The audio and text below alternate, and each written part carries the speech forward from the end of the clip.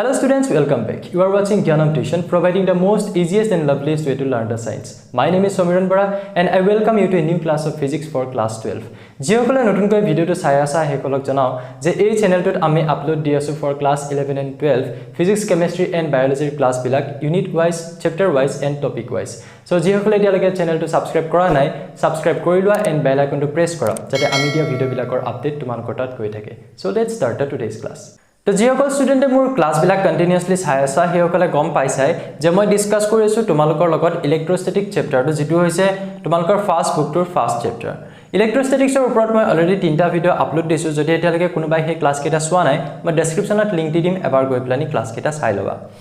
so আজিৰ ক্লাসটোৰ টপিকটো হৈছে Coulomb's law of electric force But Coulomb's law of electric force discuss korar agot my previous class tot ki discuss korisilo ebar tomalokok shortly monot lai dibo bisarisu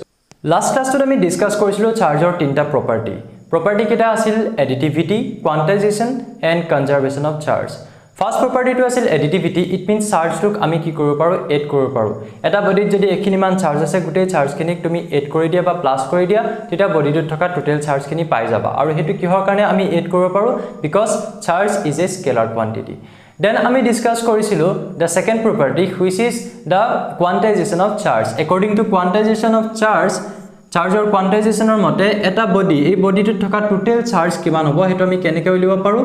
integer etar logot jodi tumi ki multiply kora charge of 1 electron যেটো 1.6 into 10 to the power minus 19 coulomb so eta body total charge kiman ase hodai eta integer logot jodi tumi charge of 1 electron kora orthat jak tumi kobo para integral multiple of charge of 1 electron tetia ami body tu thoka total charge to pau যেটো আমাক quantization e koisile jor pra ami likhisilo q = plus minus ne that n2 hoise number of electron he number of electron to eta integer hobo moi detail explain korisu last class tot so ever description or link to goi plani class to sai laba june swa nai so lastly ma koisilu conservation of charge jeto third property asile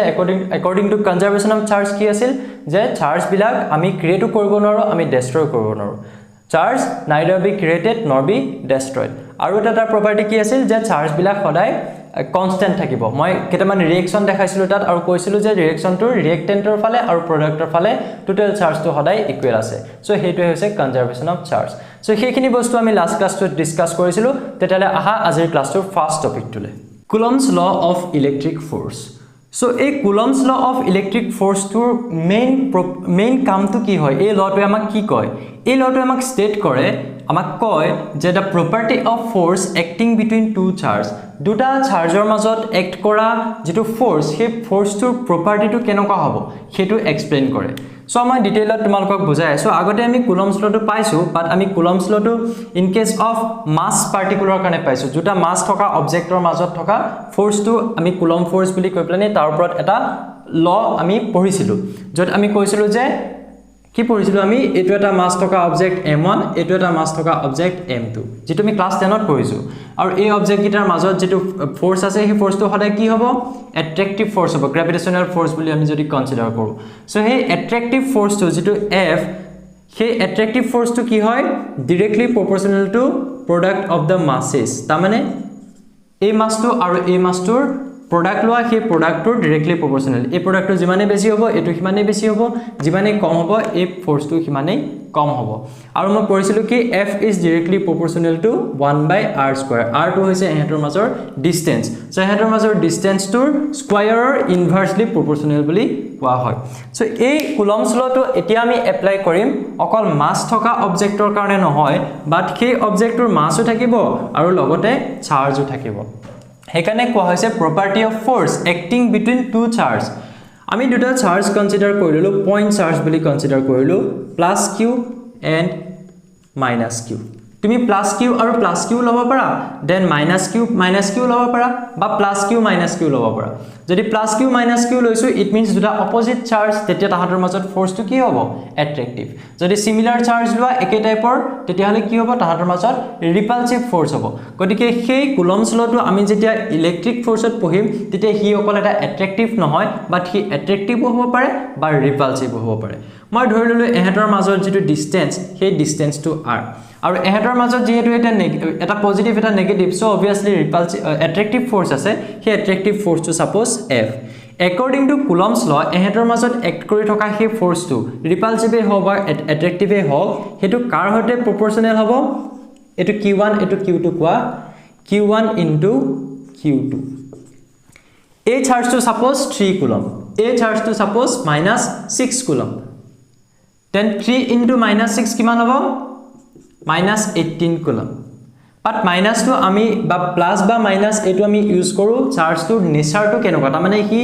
positive নে হি negative charge কেনকা ধৰণৰ nature এই positive আৰু negative টো হে nature টো হে বুজায় সো এই -18 to মই 18 coulomb বুলি মই ভাবিব পাৰো যদি তাৰ অকল ভ্যালু টো কনসিডাৰ কৰো সাপোজ 18 coulomb আমি পালো এই চাৰ্জ কেটাৰ প্ৰডাক্ট সো সেই 18 coulomb টো হ'ব q1 into q2 এটো যদি 18 কুলম হয় তেতিয়াহলে ফোর্সটো জিমান হ'ব এটো যদি কেনেমাকে 28 কুলম হয় তেতিয়াহলে ফোর্সটো বেছি হ'ব বিকজ এই প্ৰডাক্টটো জিমানে বাঢ়ি যায় ফোৰ্সটো হিমানে বাঢ়ি যাব হেতুকে কয় ডাইৰেক্টলি প্ৰপৰ্শনেল ই জিমানে বাঢ়িব হি হিমানে বাঢ়িব ই যদি কমে ইউ কমিব এটো কি এই চার্জ কেটাৰ মাজৰ প্ৰডাক্ট দেন সেকেন্ডলি কুলমে কৈছিলে যে force is inversely proportional to square of the distance between them It means etu jodi q1 aru etu jodi q2 charge hoy tahator major distance to jodi r hoy tahator distance or inversely proportional hobo a force to inversely proportional means ami 1/r² boli likhu mane jimane distance to bahi jabo but distance to square to jimane bahi jabo himane force to komi jabo আগত কি হৈছিলে বাহিলে বাহে কমিলে কমে বাট এতিয়া বাহিলে কমিব আৰু কমিলে বাহিব because মই 1/r² লিখিছো inversely proportional so হেতুই হৈছে আমাৰ Coulomb's law of electric force এতিয়া এই দুইটাক যদি তুমি কম্বাইন কৰা তেতিয়া হলে কি হ'ব এটো সাপোজ ইকুয়েশন নাম্বাৰ 1 আৰু এটো সাপোজ ইকুয়েশন নাম্বাৰ 2 ওকে 1 আৰু 2 ক যদি তুমি কম্বাইন কৰা তেতিয়া হলে তুমি লিখিব পাৰিবা f is directly proportional to ওপৰত আছে q1 and q2 আৰু তলত আছে কি r² দুটা প্ৰডাক্ট লৈ ললো তাৰমানে এতিয়া এই proportional সাইনটো যদি আমি অতৰাই প্লান ইয়াত ইকুৱেল লিখো তেতিয়া ইয়াত এটা কনস্ট্যান্ট আহিব আমি জানো নে proportional সাইনটো অতৰাই দিলে ইকুৱেল যদি লিখো তেতিয়া এটা কনস্ট্যান্ট আহে মই ধৰি ললো কনস্ট্যান্ট টু k তো k আহিলে বাকি জেনেকে আছে তেনেকে আছে q1 q2 divided by r² সেই k টুক ইয়াত কোৱা হয় proportional constant বা constant of proportionality এতিয়া যেটো আমি এটো দুটা চাৰ্জৰ মাজত থকা ফোৰ্সটোৰ proportional constant হিচাপে ইউজ কৰিছো সো মই k টো ক'ব পাৰো electrostatic force constant আৰু এই k টোৰ এটা ভ্যালু মই উলিয়াব পাৰো এটা এক্সপ্ৰেছন আছে k ৰ কাৰণে যেটো হৈছে 1/4 pi epsilon naught হল k কাৰণে এটা এক্সপ্ৰেছন আছে যেটো হৈছে 1/4 pi epsilon naught এতিয়া এখিনি মই ৰাপ কৰিছো এই k ভ্যালুটো যদি মই ইয়াত পুট কৰো তেতিয়া হলে মই f টো কিমান পাম আচ্ছা ইয়াত যে মই epsilon naught লিখিলো সেই epsilon naught টো কি হয় epsilon naught টো কোৱা হয় permittivity of free space means যদি ওয়াটার মিডিয়াম হয় যদি পানী আছে হেতু ফ্রি স্পেস নেকি নহয় তা মানে আমি একচুয়ালি ফ্রি স্পেস মানে যেটো স্পেস সক আমি শূন্য বুলি কম যত একো না থাকে না এয়ার থাকে বা একোই না থাকে কিন্তু আমি আৰ্থক জানো ফ্ৰি স্পেস পাম আৰ্থক জানো আমি শূন্য পাও মানে আমি যে মহাকাশলৈ গলে মানুহবিলাক উপঙি থকা দেখো যে মহাকাশখন শূন্য বুলি যে কও স্পেস তো একো নাই বুলি কও সো এই ভ্যাকুয়াম বুলি কও বাট আৰ্থত তেনেকা ভ্যাকুয়াম থকা স্পেস জানো পসিবল হয় তাক আমি এক্সট্ৰাকে বনাব লাগিব মানুহে পাম্প কৰি প্লানি এয়াৰটো উলিয়াব লাগিব কিবা কিবি কৰিব লাগিব বাট আমি জেনাৰেলি আমাৰ এয়াৰে থাকে সো এয়াৰটোক আমি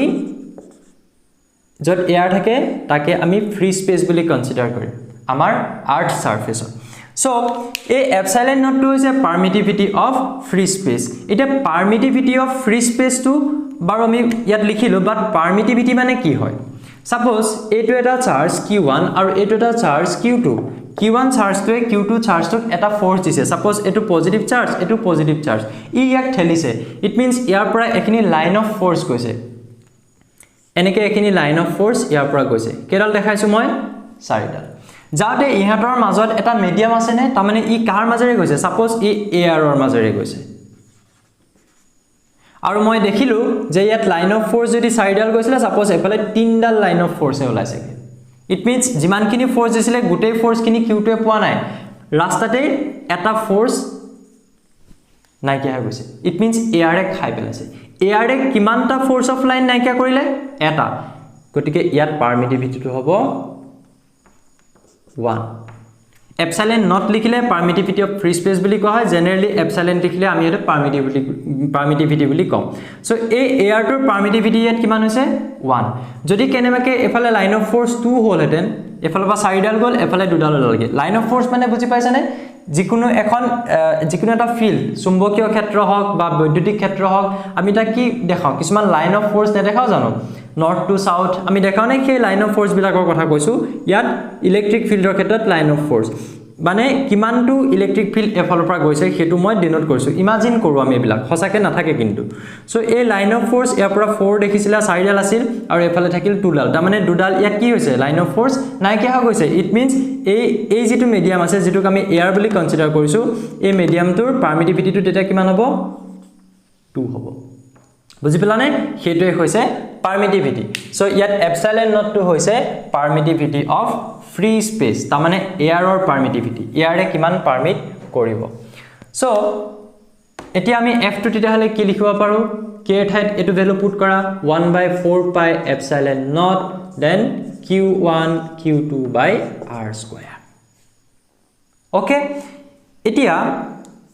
etue hobo Coulomb's law expression in case of electric force বা in case of electrostatic or ক্ষেত্ৰত এটো হৈছে Coulomb's law যেটোক আমি ম্যাথমেটিক্যালি লিখিব পাৰো এনেকে তুমি কোৰ পৰা পালগে তো গম পাইছে কৰি দেখাইছো বাট ইয়াত আৰু এটা বস্তু আমি জানি থটো ভাল হ'ব যেটো হৈছে k এর ভ্যালুটো in case of free space k এর ভ্যালুটো আমি উলিয়াব পাৰো নেকি 1/k এটো কি হয় এটোই k নহয় জানো 1/4 pi epsilon not 1/4 pi epsilon not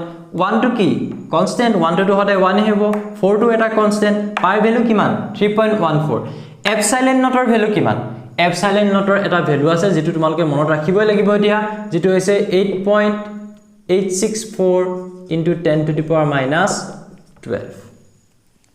এটো হৈছে epsilon not এর value epsilon not কি বুলি কও আমি permittivity of free space 8.854 into 10 to the power minus 12 okay almost কিমান হ'ব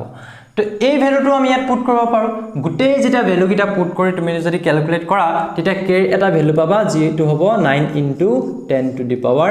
9 sorry not newton 9 into 10 to the power 9 okay so এইটো হ'ব k এর ভ্যালু so ইমানখিনি আছিল Coulomb's law of electric force এতিয়া আমি ডিসকাস কৰিম Coulomb's law of electric force vector formত কেনেকৈ হ'ব okay Coulomb's law in vector form to buzar agot eta most important question what is 1 coulomb 1 coulomb mane ki hoy tar definition to bar pai jaba moi at likhiu rakhisu but he definition to tumi mukhosto koribo na lage jodi tumi bostu to bhalke buji pua moi prothomte bujai lesu tar pisot moi definition to ahim ami mathematically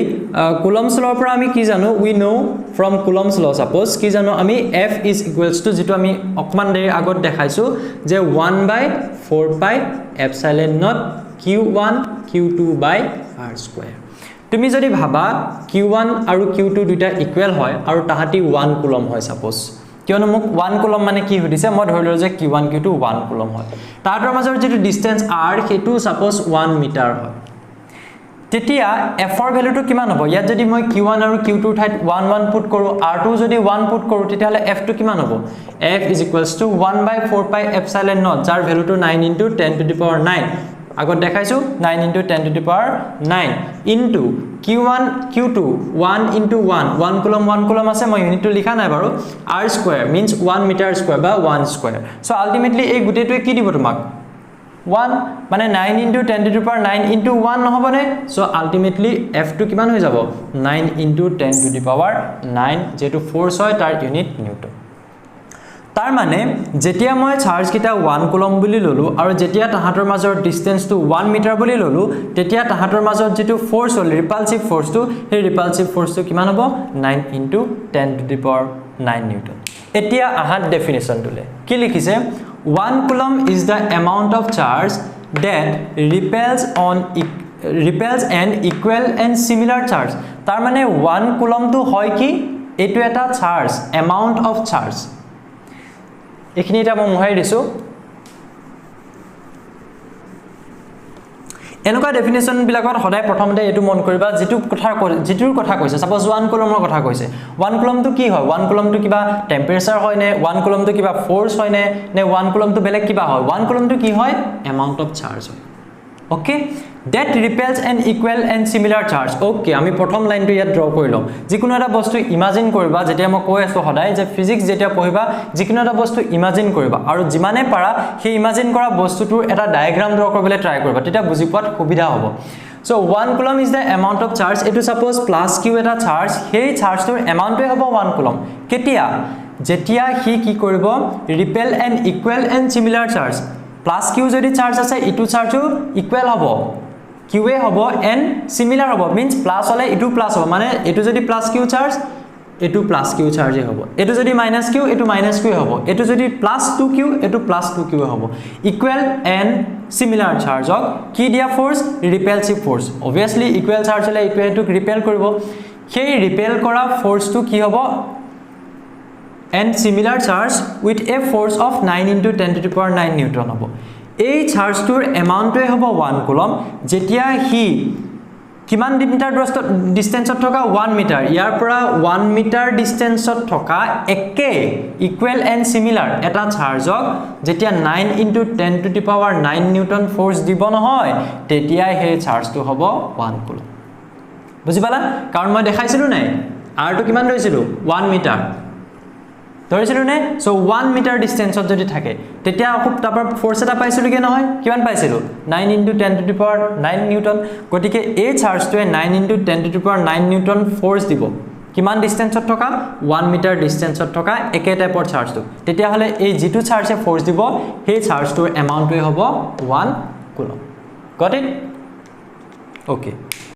তেতিয়ালে আহো আমি আমাৰ next টপিকটোলে যেটো হৈছে Coulomb's law in vector form এটা vector আৰু স্কেলাৰৰ মাজত difference কি হয় আমি জানো নে যিবিলাক বস্তুৰ এটা ডাইৰেকশনো থাকে সাপোজ মই আগতেও কৈছো সাগে এটো যে যিকোনো এটা বস্তু সাপোজ কিমান ভেলোচিটিত গৈছে সাপোজ 12 কিলোমিটাৰ পাৰ আৱাৰত গৈ আছে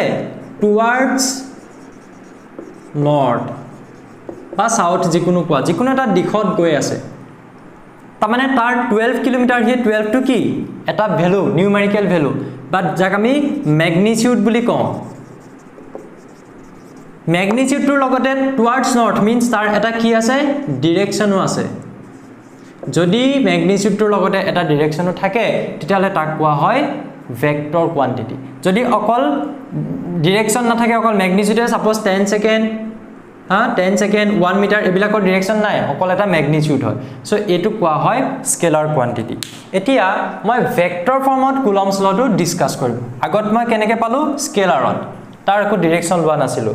বুজি পাবা বাৰু প্ৰথমতে মই ইয়াত কনসিডাৰ কৰিলো সাপোজ x আৰু y কোঅৰ্ডিনেট সিস্টেম মিন্স তামানে কি যেতিয়া তুমি পাবা x আৰু y কোঅৰ্ডিনেট সিস্টেম লগালক x axis আৰু y axis draw কৰিবা বেলেগ একো ভাবিব নালাগে লগালক x axis and y axis draw কৰিবা কেতিয়া যেতিয়া তুমি পাবা যে কনসিডাৰস এনিথিং যিকোনোটা বস্তু কনসিডাৰ কৰা x y কোঅৰ্ডিনেট সিস্টেমত তামানে x axis y axis আৰু এটো হৈছে অৰিজিন এই x y কোঅৰ্ডিনেট সিস্টেমটোত যেটো আমি গ্ৰাফ পেপাৰত আমি কৰি আহিছো নাই কোঅৰ্ডিনেট সো এই কোঅৰ্ডিনেট সিস্টেমটোত মই এটা পইণ্ট ললো আৰু এই পইণ্টটোত এটা চাৰ্জ ললো পইণ্ট চাৰ্জ সাপোজ q1 আৰু এটা পইণ্ট চাৰ্জ মই ইয়াতে ললো q2 এই অৰিজিনটোৰ পৰা ইয়ালে যেটো ডিসটেন্স সেই ডিসটেন্সটো হৈছে সাপোজ r1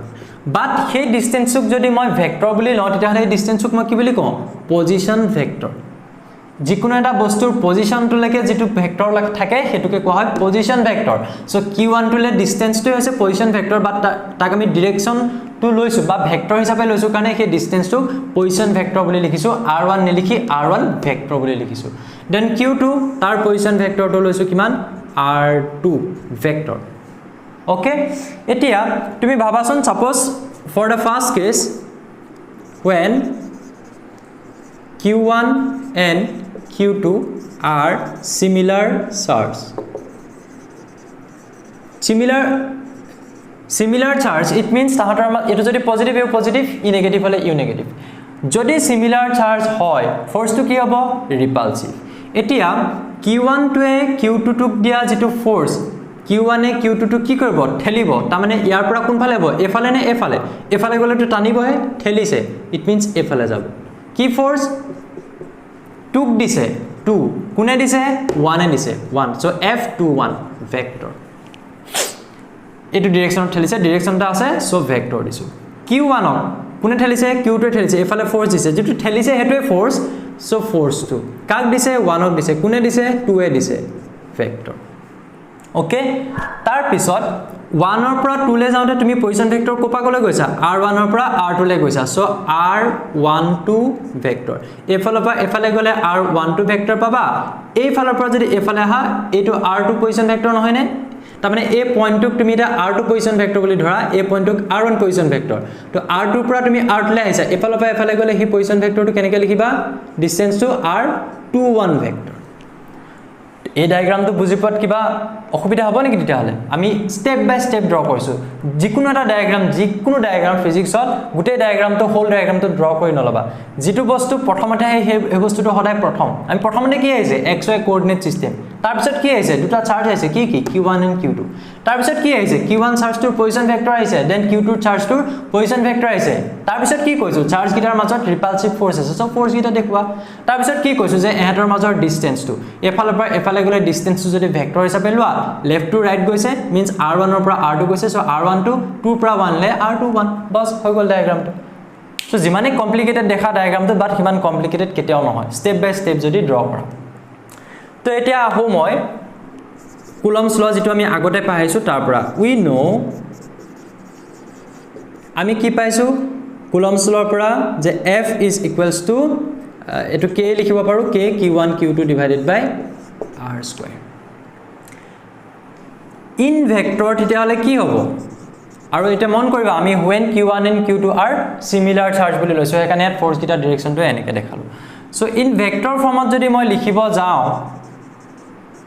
তা মানে f vector বুলি কম মই যিকোনো এটা ফোর্স কনসিডার কৰিছো সাপোজ 21 ফোৰ্স 1 টু ললেও নিজে কৰিব পাৰিবা যেটা 21 টো নিজে বুজি পাবা ওকে এটো k টো ইয়াত থাকিলে q1 and q2 যেটো স্কেলাৰ হয় q1 and q2 মানে চাৰ্জ সদায় স্কেলাৰ হয় চাৰ্জৰ কোনো ডাইৰেকশন নাথাকে সো এই ভেক্টৰ চিন মই নাই দিয়া বাট এই ডিসটেন্স টো সোৱা এতিয়া মই যেটা ইয়াত r21 ফোৰ্স টো দেখাইছো r21 ফোৰ্স টো কোনে কাক দিছে 1 এ 2 দিছে কোন ফালৰ পৰা কোন ফালে দিছে এই ফালৰ পৰা এই ফালে দিছে এই ফালৰ পৰা এই ফালে যেটো ডিসটেন্সৰ ভেক্টৰ হেতু কি হৈছে r12 নহয় নে position vector 1 to 2 r12 so ইয়াত মই ডিসটেন্স টো কি বুলি লিখিম r বুলি লিখো r12 ভেক্টৰ তাৰ ম্যাগনিটিউড যিকোনো এটা ভেক্টৰ লোৱা সাপোজ a ভেক্টৰ এটুক মডুলাস বুলি কয় এই মডুলাসটো দিলে এই ভেক্টৰটোৰ ম্যাগনিটিউডটো বুজায় তাৰ মানে মই যে আগত কৈছিলো যিকোনো এটা সাপোজ 10 j cap জেনিবা এই j cap টো কি i cap j cap k cap পাইছানে এবিলা হৈছে পজিশন ভেক্টৰ তাৰ হে 10 টো কি হয় ম্যাগনিটিউড হয় সো ভেক্টৰ টো মই মডুলাস দিলো ইট মিন্স r12 ভেক্টৰ ফৰ্মুলাটো কি আছে r স্কয়াৰ r ৰ ঠাইত মই r12 ভেক্টৰ লিখিছো আৰু মডুলাস দিছো মিন্স ম্যাগনিটিউড অফ r12 হল তাৰ square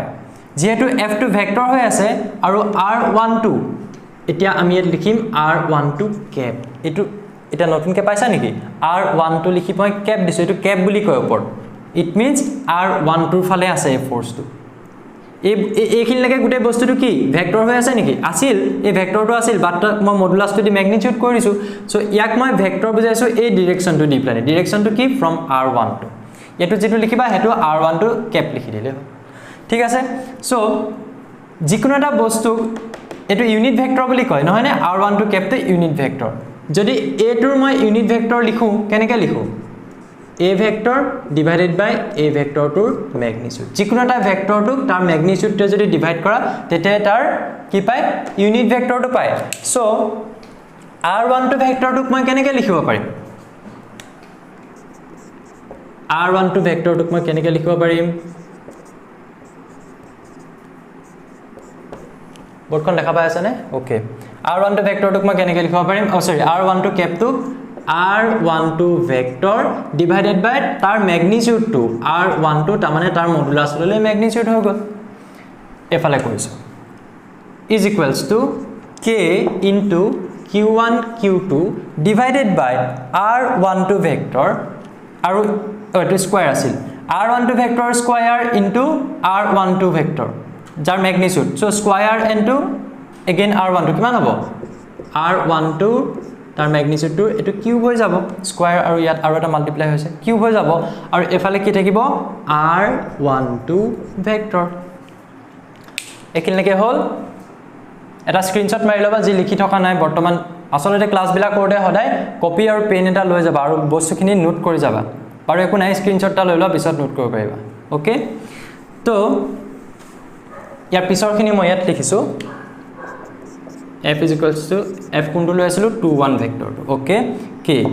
q1 q2 divided by এটা r12 ভেক্টৰটোক মই আৰু ভাঙিব পাৰিম নেকি আৰু বেলেগকে লিখিব পাৰিম নেকি